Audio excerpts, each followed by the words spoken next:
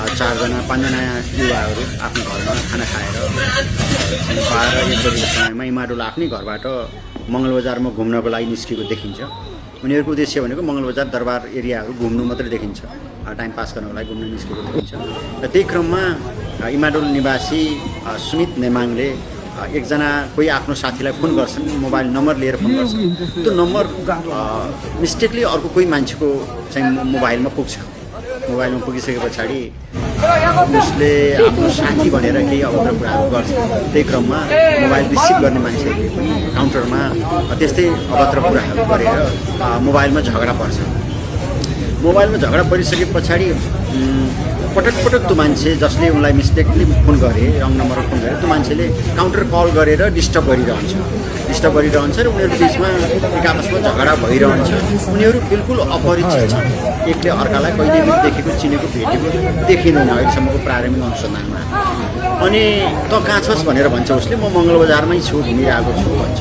अनि मङ्गलबजारमा भए म पनि मङ्गलबजार आउँछु, त्यहाँ भेटौँ भनेर त्यहाँ तथानाम गाली गरिसके पछाडि अनि यो चाहिँ हाम्रो नेमाङ दाजुभाइ प्लस उनको 3जना साथीहरू कृष्ण मन्दिर अगाडि पुग्छन् बेलुका 7:30 बजी। त्यही बेलामा यो अपराध गर्ने चाहिँ सञ्जु भन्ने सञ्जीव नेपाली जुन पनि एकजना गगन सुनार भन्ने एकजना उसको साथीलाई स्कुटरमा राखेर त्यहाँ नजिकै आउँछ, स्कुटर राख्छ र कृष्ण मन्दिरकै अगाडि ऊ पनि पुग्छ। अनि उसको साथी र भाइहरू तल बस्छन् अनि उनीहरू चाहिँ कृष्ण मन्दिरको सिँढीमा उक्लिएर केही समय विवाद गर्छन्। विवाद गरिसके पछाडि सञ्जीव नेपाली जुन सञ्जु भन्ने सञ्जीव नेपालीले नियोजित रूपमा उसले छुरा बोकेर आएको हुन्छ, त्यो छुरा निकाल्छ।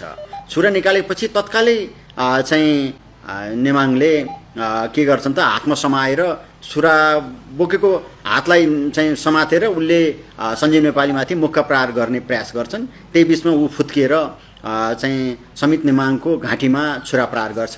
अनि तत्कालै ऊ त्यहाँ ढले पछाडि ऊ माथिबाट तल झर्छ त्यो सञ्जीव नेपाली सञ्जु भन्ने। अनि उसलाई रोक्नको लागि उसको भाइ अगाडि बढेपछि उसको भाइलाई पनि पेटमा र घाँटीमा छुरा प्रहार गरेर त्यहाँ ढल्छन्। आँखा पनि चिम्लिने समय नपाउने अवस्थामा त्यो घटना घट्छ र चाहिँ यो सृजन नेमाङ र उसको दाजु समित नेमाङले उसकै आफ्नै काका पर्ने र साथीहरूबाट पनि सहयोग नपाउने अवस्था त्यहाँ देखिन्छ। सिचुएसन त्यो क्रिएट भइसके पछाडि उनीहरूले तत्काल प्रहरीलाई खबर गर्छन्। हाम्रो 3 मिनटभित्रमै घटनास्थलमा नजिकैको प्रहरी त्यहाँ पुग्छ र तत्कालै नेपाल प्रहरीको मङ्गलबजारको गाडीबाट हामीले उनीहरूलाई उपचारको लागि बिएनबी हस्पिटलमा लगभग 10 मिनटमै हामीले बिएनबी हस्पिटलमा पुर्याएको अवस्था हो। बिएनबी हस्पिटलमा पुर्याएर उपचारको क्रममा 8:25 को हाराहारीमा डाक्टरले दुवै दाजुभाइलाई मृत घोषणा गर्छन्। मृत घोषणा गरिसके पछाडि अब हामी तत्कालै विभिन्न ठाउँबाट प्रहरी चाहिँ घटनास्थल घेरेर चाहिँ जुन घटना घटाएर भागेका फरार व्यक्तिहरूको खोतलासमा हामी उत्रिन्छौँ। म आफै पनि खटिएको थिएँ, म गएको थिएँ। टोलले चाहिँ एरियालाई कडन गरेर हामीले खोतलास गर्ने क्रममा छुरा लिएर भागिरहेको अवस्थामा एउटा रेस्टुरेन्टको नजिकै त्यो सञ्जीव नेपालीलाई हाम्रो एकजना महिला प्रहरी कर्मचारी जुन प्रहरी जवान छिन् उनले नियन्त्रणमा लिन सफल हुन्छन् र तत्काल नजिकको प्रहरीलाई खबर गर्छिन्। अनि हामी अरू थप प्रहरी गए पछाडि त्यो सञ्जु भन्ने सञ्जीव नेपालीलाई घटनामा प्रयोग भएको छुरासहित हामीले त्यहाँ नियन्त्रणमा लिन्छौँ र उसको सहयोगी साथी गगन सुनार भन्ने छ उसलाई पनि नजिकैबाट अर्को टोलीले नियन्त्रणमा लिएर मङ्गलबजारमा ल्याएर आएको अवस्था हो।